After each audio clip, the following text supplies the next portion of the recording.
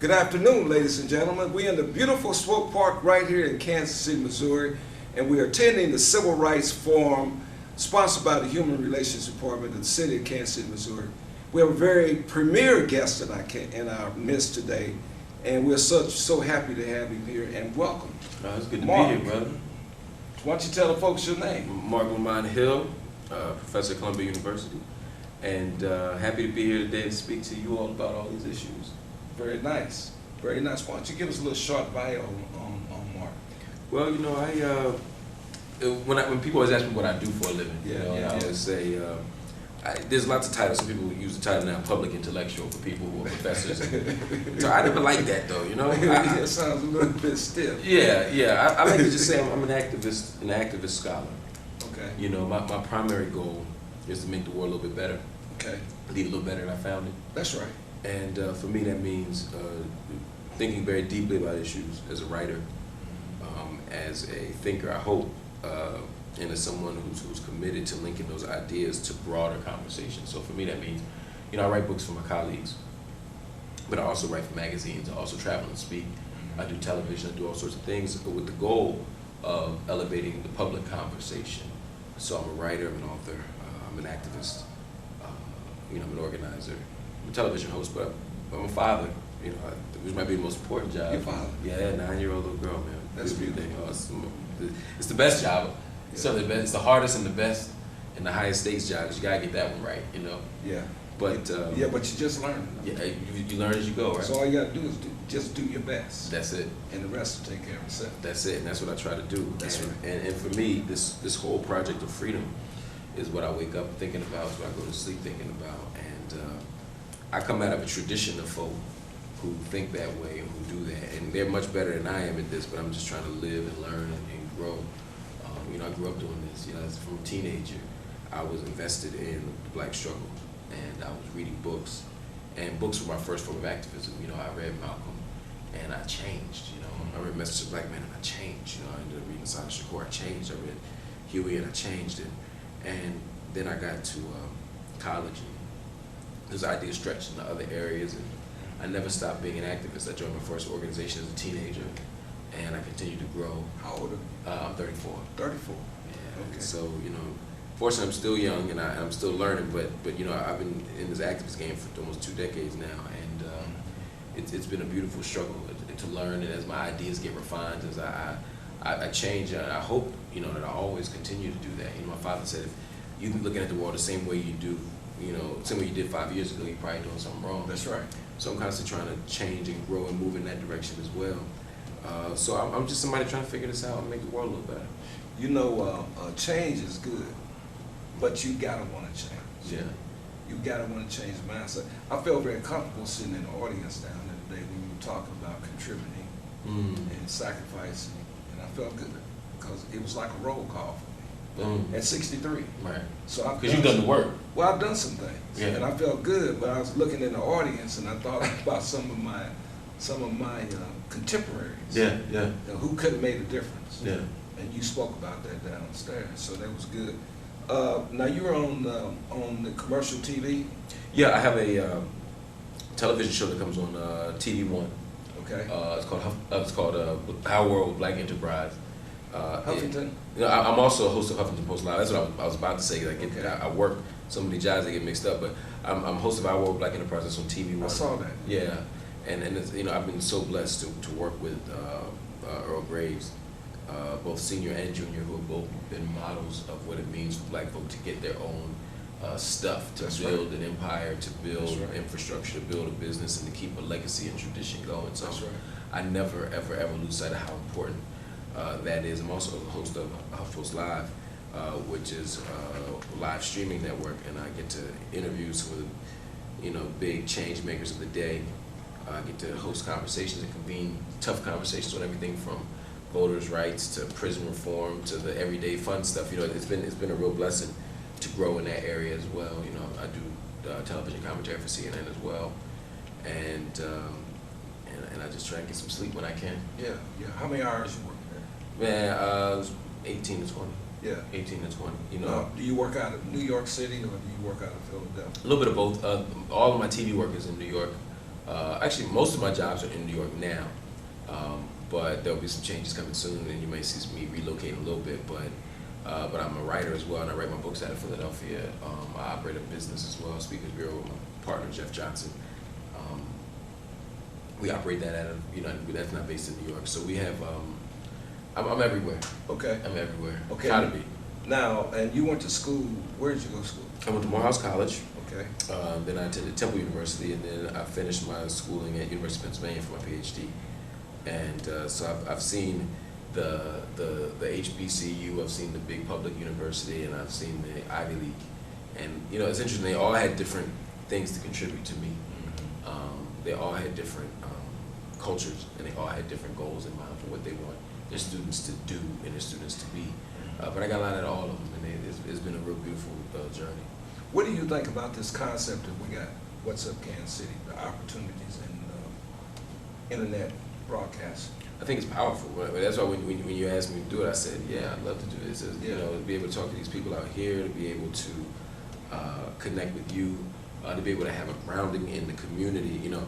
I think that there's a way in which the local affects the national and the global. There you go. And I think too often we can get so caught up on the global that we lose sight of the local. That's absolutely right. So this show allows us to focus on the local, focus on what's going on in Kansas City, and not just the bad news, but to show some good news, to show some bright spots, some possibilities, but also to tell the truth. Right. And then after you do that, you connect that truth to the broader public, and because it streams on the internet, people all over the globe, somebody can be in Somalia and figure out what's going on in Kansas City, and people in Somalia need to know what's going on in Kansas City, and we darn sure need to know what's going on in Somalia. That's right. Yeah. Well, we're going to be looking for your help in the future. Whenever you need me, I got you. Yeah, because we need help in promoting this new concept that we have, and you know how things are new, people don't want to change. Right.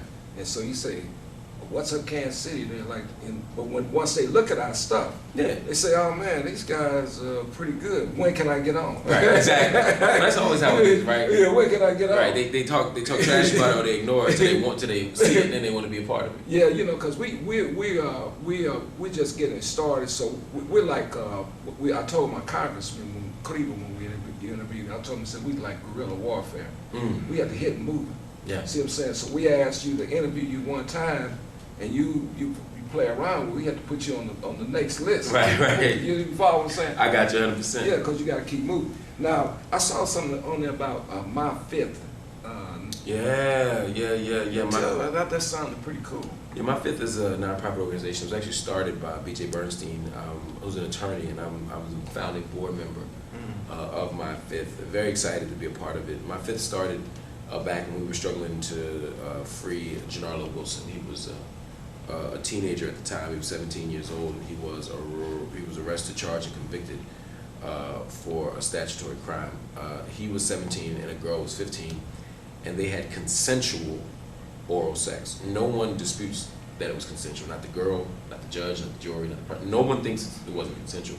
But because he was 17 and she was 15, it technically violated Georgia sodomy laws, because they say people under 16 can't do that. Right. So they convicted him of child molestation.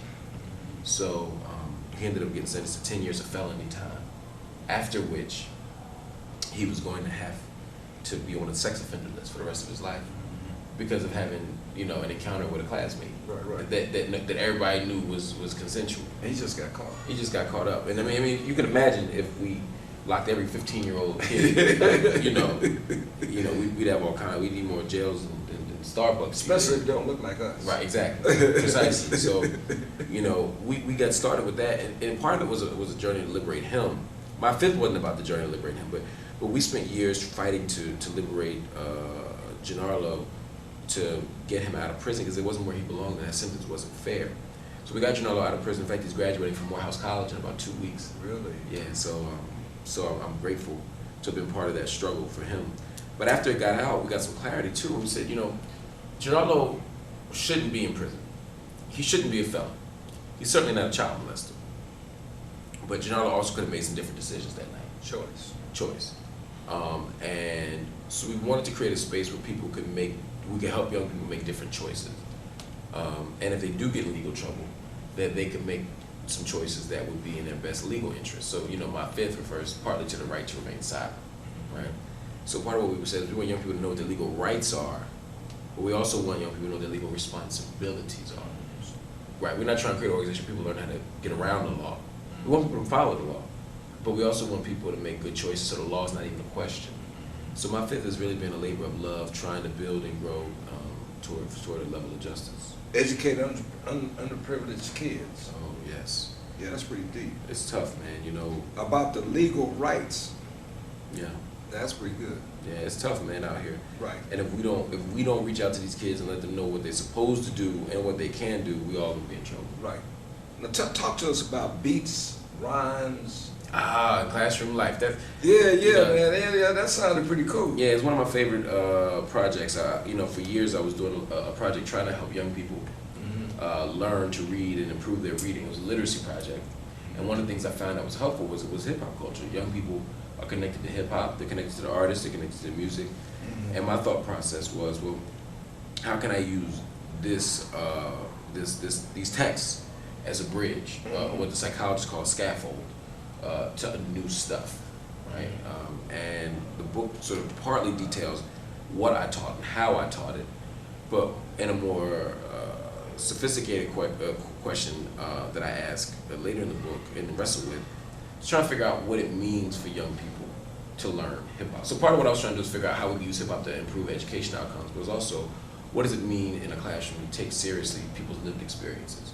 What does it mean seriously to take people's culture, take people's lives outside of school? We come into schools, we come into classrooms, like we come into work with a set of experiences. That's right. We come in with a culture, we come in with a set of values.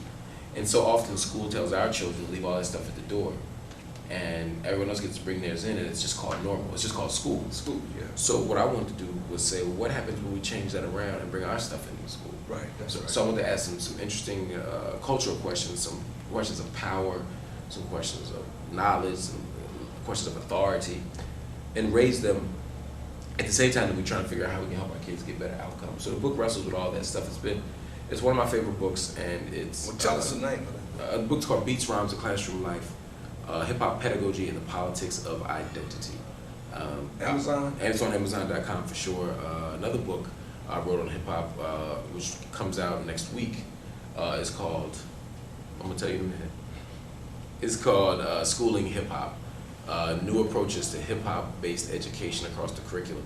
We're trying to figure out how young people can not just use hip hop lyrics to learn, English, but how can kids better learn science and math using hip hop culture? How can students better develop social studies through hip hop culture? And as we develop those questions, we begin to see some great outcomes. And then, of course, my favorite book that I've done so far is called The Classroom in the Cell, which I wrote with political prisoner Mumia Abu-Jamal.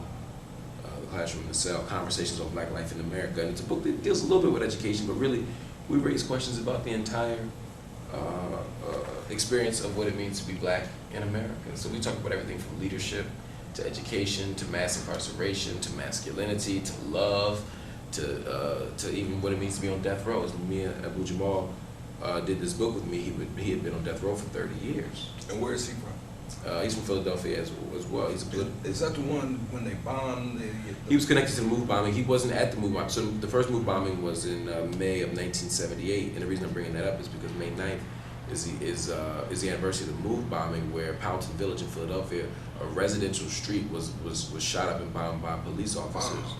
And then of course there was 1985. When the second MOVE bombing, this is where the entire street was literally, they dropped bombs on a residential block, killing women, innocent children, babies. That was in 85. 85. Second was 85. First was in 78. Yeah. Philadelphia's rough. Philadelphia is rough. Philadelphia is rough, and we have a lot of work to do. But Mumia Abu-Jamal was a reporter and very connected to MOVE in 1978, and then in 1981, he was charged and convicted of murdering Officer Daniel Faulkner. We believe that he is innocent. The evidence suggests that he's innocent. The witness testimony suggests he is innocent. And innocence aside, we also believe that he's legally not guilty. I believe he's factually innocent. I don't think he did it. But also, given the fact that he didn't get a fair trial, that the judge was improper, that the jury instructions were improper, we believe that he should not have been convicted and put on death row. We spent 30 years struggling to get Mumia off of death row. Fortunately, in December of 2011, he was taken off of death row. He's still given a life sentence, and we're struggling to get him out of the life sentence now as well, because if you didn't do it, a life sentence is not justice, and a life sentence is still a death sentence. It's just slow death row. It's slow death row. You ain't going nowhere. You ain't going nowhere. And so what we want to do, what we did was, while he was on death row, we wrote this book together. It was my third book. It was my third book. It was Mumia's seventh book. He's so productive, man. But it was an absolute joy to sit with him and to work with him, and to struggle with him, not just for his freedom, but on a broader intellectual project. In some ways, Mumia gives us a path and a vision and a source of inspiration. This man could be on death row for a crime he didn't commit and still remains buoyant, still remains hopeful, still remains gentle and loving. As the state attempts to strip him away of his humanity, he continues to fight and struggle for freedom, for everybody, not just for himself, but for everybody. You know, you know a guy by the name of Wyatt T. Walker? I've heard the name, but it's not. I want you to research him. Okay. You need to interview him. Okay. Wyatt was one of Martin Luther King's lieutenants. Okay. And he remind your guy who's incarcerated reminds me of Wyatt T. Walker, because he's like immobile, but he's writing books, like a week, a month. That's amazing. You know what I mean? It's amazing. Check this out. We're all in a little sailboat, right? Mm-hmm. And a sailboat has a sail. So the sailboat has a wind. So talk to us about setting the right sail. Yeah. Because we're in the boat. Yeah. And we got a sail. But you gotta set your course in the right direction. Why don't you wrap it up with that? Yeah, I think being in the right direction is so important.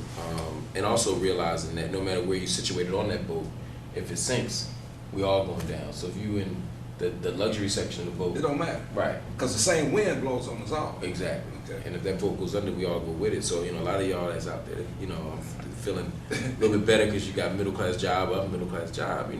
If we sink and swim together, and that's the first thing in terms of what direction we need to go in. I think ultimately it has to be a level of empowerment, of self-empowerment.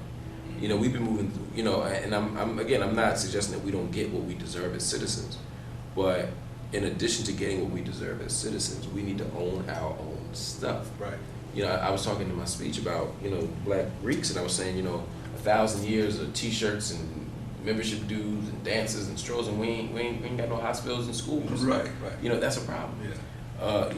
We have school districts where public schools are under attack and they're getting shut down. Philadelphia, 40 public schools been shut down in the last 2 years. Kansas City schools getting shut down. New York, same thing. And we're not doing enough. So we need to be thinking about how can we build our own schools. And by building our own, I don't mean privatized education. I mean, reinvesting in the public. That's right. Reinvesting in the public good. We should also be doing site-based selection for teachers. We should also be on school boards, but that means y'all can't just complain the schools are broken. We also have to say, look, I'm gonna put myself on that school board, Right. and I'm also gonna go to parent-teacher night, and I'm also gonna go to all the meetings, and I'm gonna make sure that our voice is heard. That's what it means to me for self-empowerment. We need to, we need subsidies to build healthy food in our neighborhoods, but ain't nothing stopping us right now from growing a garden in our backyard. Right. Or coming together as a community and building a garden. That's what we used to do. We didn't call it being green. We didn't call it community gardens. We just knew that if Ms. Rose made some collard greens, she would grow some, she would share some. My pop would make tomatoes. If you needed tomatoes, we did it. We shared, we ate healthy, we ate better. And yeah, there was junk on the street. Right. But there was other stuff too. Right. And that becomes the vision. We need self-empowerment, we need self-healing. And that's another piece of this, maybe the last piece of this for me, is we need to take care of our bodies and minds better. We know about healthy eating, but we got to get this right too. We need to see some therapists. We need to see some counselors. You can take it to Jesus, but Jesus might be telling you to go see a psychologist. So, we need to really make sure that our mental health is solid, our physical health is solid, and our spiritual health is solid. That's the sale. And we can't get distracted by all this other madness. If we do this right, I think we're gonna do something well. You know what? Setting of the sail. That's it. And the same wind blows on us all. That's it. Yeah. It's been a real pleasure. Pleasure's mine, brother. Oh man, this has been great. and tell them how great What's Up Kansas City could be if we get support. We need support for What's Up Kansas City because this is the future. This is the future of media. This is the future of journalism. This is the future of Kansas City. Check it out. Support it. All you out there that need to be on this show, make sure you come out. Trust me, it's a big deal. Those of you who watch, make sure you support financially. Make sure you watch it. Make sure you tweet it. Make sure you Facebook it. Make sure you email it to people. We want everybody checking this out because it's the best thing going right here in Kansas City. You know what, folks? We heard it best right here in Swope Park. And our guest today has been fantastic. We look for him to come back to Kansas City, or maybe doing some type of interview with you in the future. Love it. Or maybe you bring us on and interview us. I would love that too. That would be crazy. You got an open invitation, bro. Just reach out, man. And, you know, the setting of the sail, that was a very good text to end on. And you know, you want to look right because we are mind, heart, body, and soul. So how do we develop that and create some balance? But you know, you got to always look sharp. And guess what, Kansas City? To look sharp is to be sharp. And What's Up, Kansas City? And thank you very much. I'm Tahiri. And I'm Bea. And we are the City Sisters. We're asking you to take part in the Buy Black Empowerment Initiative. Invest in our futures. We do support small businesses. We do Give back to the community. We do, and always remember, buy black.